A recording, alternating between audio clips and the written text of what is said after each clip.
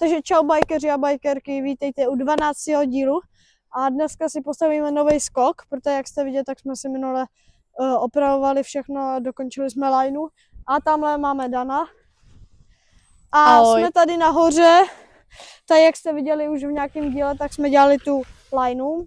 Příště si ji doděláme, nebo možná i v tady tomhle díle. A dneska pojďte za mnou, pojďte.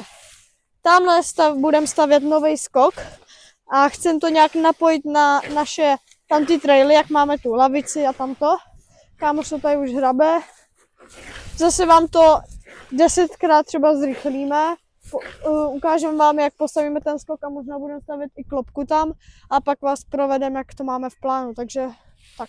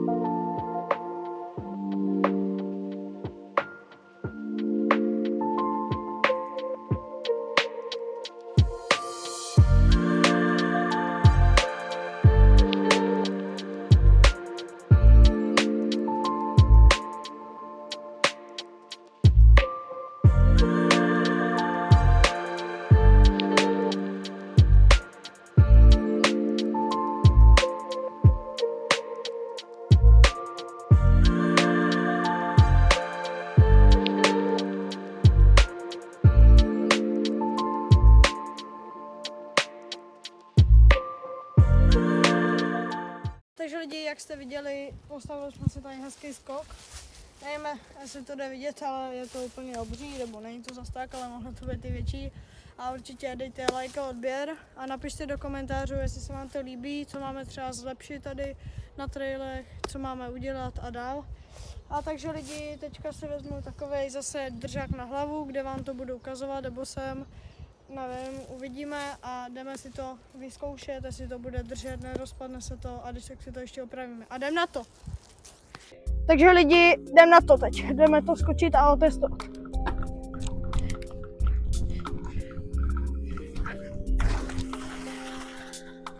Mále jsem se vysekal, protože jsem nezvedl zadní kolo, teda přední. Ale jako, je to dobrý, jo. Docela se proletíme, ale musíme zvednout přední kolo, protože já jsem se málem taky vysekal. A koukám, že kluci málem taky. Nezved? Já taky ne. Takže lidi, skok je za mě 10 z 10, akorát, že musíme zvednout přední kolo, aby to bylo lepší. A jdem si to zkusit ještě jednou.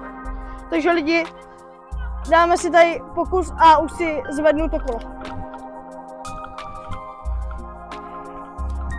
No jo, teď to bylo úplně krásný, stačí jenom zvednout to kolo, takže je to fakt super skok. A já slezu z kola a hnedka vám k tomu řeknu víc. Takže lidi, skočili jsme si všichni skok, sice jste viděli jenom mě, ale možná tam dáme i kámoše.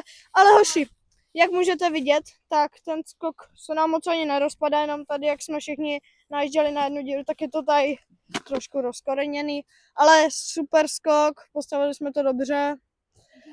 A lidi, prostě je to krása, prostě všechno jsme to uplácali, drží to, ani se to nepropadá prostě. Koukejte, jo, jenom tady trochu ale jinak to úplně drží, takže krásně.